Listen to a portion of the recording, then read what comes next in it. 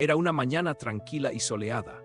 Tenía un gran hambre, pero ninguna idea clara para desayunar. Revisé la nevera y encontré huevos, jamón y queso. Perfecto, tenía todo lo necesario para un omelette. Encendí la estufa y preparé todo. El aroma de los ingredientes frescos me hizo agua la boca ya. Batí los huevos con energía, sintiendo cómo la energía comenzaba a elevar mi ánimo para el día.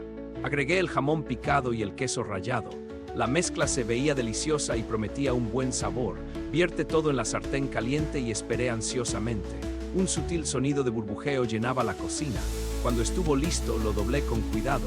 Lucía tan bien que casi no podía esperar para probarlo. Finalmente, disfruté de mi omelette.